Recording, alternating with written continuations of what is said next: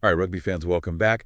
We're diving into something today that has been causing a bit of a stir online. It's a question about the All Blacks and their 2024 season. Yeah. Was it a sign of an upward trajectory, or was it just a tough year for them? We're going to be looking at a Rugby Pass article called Two Former All Blacks Clash on Success of 2024 Campaign. And clash they do. Right. We've got Muliaina, who sees it as a really positive Fair. upward trajectory for the team. And then we have Jeff Wilson, who's calling it a tough year.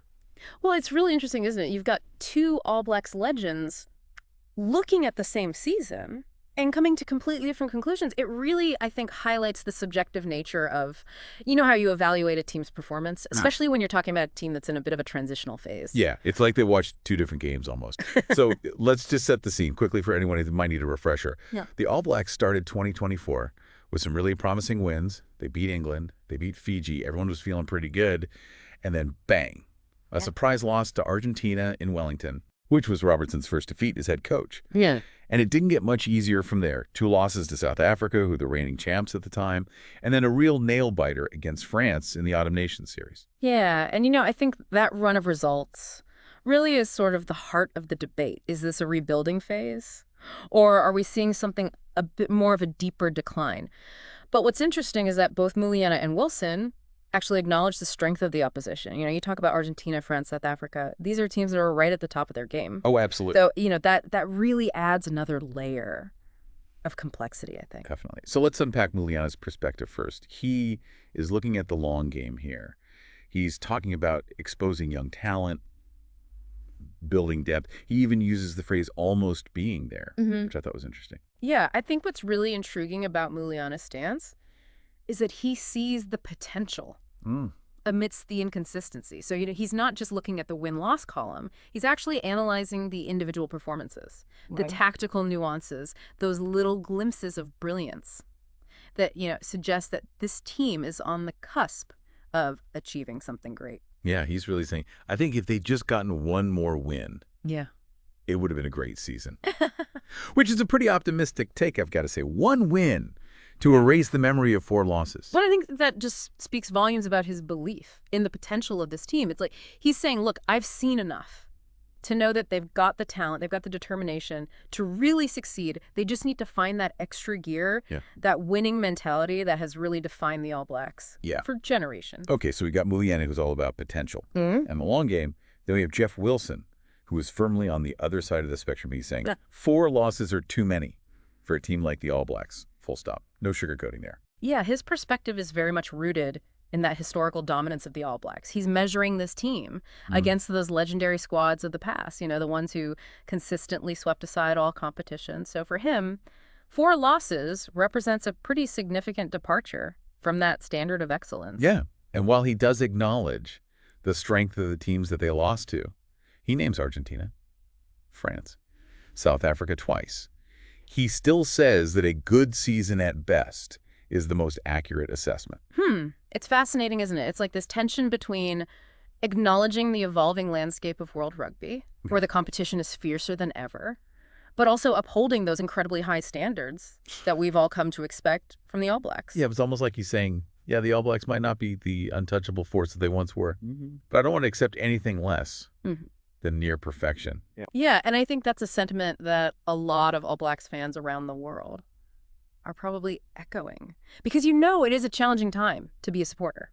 There's that hope for the future, but also that sense of unease about the present. And I think that really gets to the heart of what it means to be an All Blacks fan. The expectations are so high, the legacy is so profound, that anything less than dominance can feel like a bit of a letdown. It really is a testament to the remarkable history of the All Blacks, that even a good season can spark this kind of intense debate and introspection. So as we go deeper into this, Yeah. we have to ask ourselves, are the All Blacks standards just too high for the current rugby landscape? Or is this team capable of rising to the occasion and reclaiming that aura of invincibility? That's the million-dollar question, and I don't think the answer is clear-cut. What is certain, though, is that the journey itself is going to be absolutely fascinating to watch. Now, before we get into the specifics of the 2004 comparison and what we can learn from Stephen Bates, I want to touch on something that Wilson said about the All Blacks losing to what do you call it, the big guns, the top 5 teams in World Rugby? Because the landscape of World Rugby is definitely shifting, would you say? Absolutely. I think we are genuinely witnessing a power shift in the global game. You know, the traditional powerhouses like New Zealand are facing stiffer competition than ever before. You look at South Africa's recent dominance, the rise of Ireland as a consistent force, France's resurgence, and let's not forget about Argentina. Oh, yeah. They really threw a spanner in the works with that win over the All Blacks this year. They've proven they can beat anyone on their day. And I think that unpredictability just adds another whole layer to the World Rugby scene. And, you know, their victory over the All Blacks, that wasn't a fluke. They've been steadily improving over the last few years, developing a really powerful pack and a really dynamic backline. They're a team that thrives on passion and physicality, and they're not content just making up the numbers anymore. They are genuine contenders. Okay, so we've got these established powerhouses. But what about the teams that are nipping at their heels, trying to break into that top tier? Are we seeing a genuine shift in the balance of power? Or is it just a temporary blip? Well, that's what makes this era in World Rugby so captivating. You've got teams like Scotland and Australia who've shown glimpses of brilliance, but haven't quite found that consistency. And then you've got Japan, who shocked the world in 2019, and they're continuing to evolve their game. So it's not just about the All Blacks finding their form. It's about navigating a global rugby landscape that is more competitive and more unpredictable than ever before. It's a fascinating dynamic. You know, you have these emerging forces challenging the old guard, and it really creates a sense of uncertainty that's both exhilarating and nerve-wracking, I think, for fans. Yeah, for sure. And that brings us back to the All Blacks.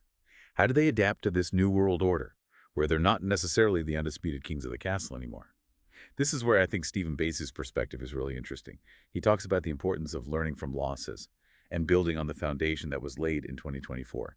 Yeah, and Bates being the Auckland NPC assistant coach, you know, he has a very unique perspective, I think, on player development. He understands that you need to nurture talent and instill that growth mindset. So he's not just focused on winning at all costs. He's looking at that bigger picture, the long-term sustainability of the All Black success. He's using the word building blocks, which I like. You know, he's saying, let's use these losses as building blocks for the future. Let's identify the weaknesses, refine the strategies, develop that mental fortitude to bounce back from setbacks. And that brings me to you. As a devoted rugby fan, you've probably seen your fair share of triumphs and heartbreaks. Where do you stand on this idea of embracing losses as opportunities for growth? Well, I think it's a mindset shift that's not always easy to embrace, especially when you're used to seeing your team dominate. But the reality is that even the greatest teams face adversity, and it's how they respond to those challenges that truly defines their character. I mean, think back to the 2004 All Blacks. You know, a team that Muliaina draws a lot of comparisons to. They faced their own struggles, but ultimately went on to achieve some pretty great things. What were some of the key takeaways from that era, and can we apply those lessons to this current squad? Well, the 2004 All Blacks under Graham Henry, they underwent a pretty significant period of transformation. I mean, they had a talented squad, but initially struggled to find their rhythm. They lost to South Africa twice that year, which prompted this real period of intense self-reflection and some pretty big strategic adjustments. So they didn't just wallow, they actively sought solutions. Absolutely. It was about identifying those areas where they were falling short and coming up with a plan to address them. So what were some of the specific changes they made? I'm curious. Well, one of the key changes was a greater emphasis on a more expansive style of play, utilizing the speed and skill of their backline. They also really worked on improving their discipline and decision-making under pressure. Yeah, and I think those are definitely areas that we saw the current All Blacks, you know, struggle with at times in 2024. There were those moments of brilliance, but also times where they seemed to lack composure and cohesion. What I think is really interesting about that 2004 team, though, is that they didn't achieve instant success. It took time for those changes to take hold, for the players to buy into the new system, and for the results to start reflecting their hard work. Exactly. It's a reminder that rebuilding takes time. There's no magic formula. It's about patience, perseverance, and a commitment to continuous improvement. And that's why I think Muliaina's comparison to the 2004 team is so compelling. He's not saying that this current squad will instantly transform into world beaters, but he's highlighting the potential for growth, the possibility that if they embrace the challenges, learn from their mistakes, and continue to develop their game, they can reach similar heights. So the question is, do this current crop of All Blacks have that same hunger, that same drive to push beyond their comfort zones and really evolve their game? We saw flashes of brilliance from players like mentioned specific players IF discussed in source material, but can they sustain that level of performance and become the leaders that this team needs? That's where the true test lies. It's one thing to have individual talent, but it's another to harness that talent collectively and forge a cohesive unit capable of consistently performing at the highest level. And that's what separates the good teams from the great ones. So we've explored Muliaina's optimism, Wilson's pragmatism, Bates's emphasis on learning and growth. We've touched on the shifting landscape of world rugby and the challenges that it poses for the All Blacks. But before we wrap things up, I want to bring it back to you, our dedicated listener. This whole discussion about the All Blacks 2024 season, it's not just about wins and losses, it's about identity. It's about what it means to represent the Silver Fern in a world where the competition is fiercer than ever. Yeah, and it begs the question, how do you define success for the All Blacks in this new era of rugby? Because the old metrics, they might not fully apply anymore. Right. Is it purely about winning trophies, or is there room to celebrate the development of new generation, even if it comes with a few bumps in the road? Exactly. And I think for a lot of fans, it's about seeing that fighting spirit, that refusal to accept defeat.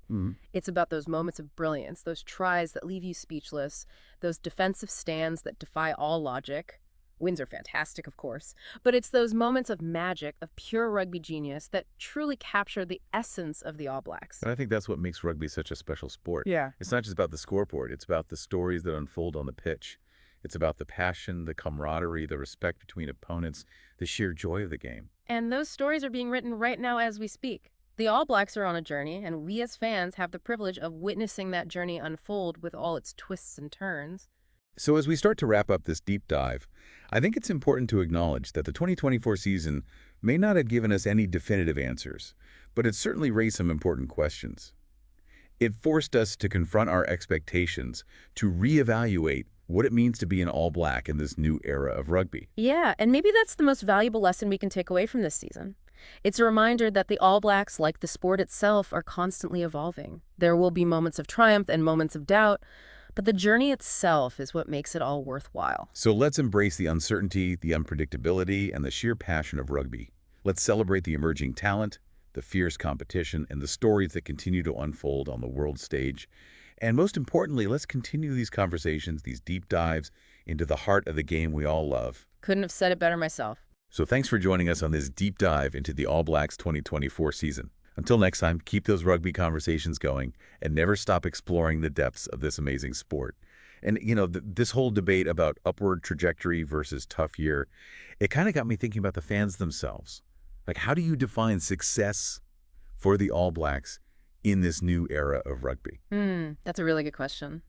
Because you're right, the old metrics, they might not really apply anymore. Is it just about winning trophies, or can we celebrate the development of a new generation, even if it comes with a few hiccups along the way? Yeah, and I was thinking about that too. Like, I think for a lot of fans, it's about seeing that fighting spirit, you know, that refusal to just accept defeat. It's about those moments of brilliance, those tries that leave you speechless, those defensive stands that just defy logic. I mean, wins are great, of course, but it's those moments of magic, those little bits of rugby genius that really capture the essence of what it means to be an All Black. You hit the nail on the head. And I think that's what makes rugby such a special sport. It's not just about the scoreboard. It's about the stories that unfold out on the pitch, the passion, the camaraderie, the respect between opponents, even in the heat of battle, and just the sheer joy of the game. It really is. And those stories are being written right now. Right. As we speak, the All Blacks are on a journey, and we, as fans, get to be a part of it, to see it unfold with all of its twists and turns. Absolutely. And I think as we kind of wrap up this deep dive here, it's worth remembering that the 2024 season might not have given us all the answers, but it definitely raised some really important questions. You know, it forced us to look at our expectations. What does it actually mean to be an All Black in this new landscape of world rugby? Yeah, and maybe that's the biggest takeaway from all this, the All Blacks. Just like the sport itself, they're constantly evolving. There will be high points, there will be low points, but it's that journey that makes it all so compelling. I love that. So let's embrace the uncertainty, the unpredictability. Let's celebrate the new talent that's coming through, the incredible competition, and let's keep having these conversations, these deep dives into this sport that we love. Couldn't agree more. Well, that's all the time we have for today. Thanks for joining us for this deep dive into the All Blacks 2024 season. Until next time, keep those rugby conversations going and never stop exploring the depths of this amazing sport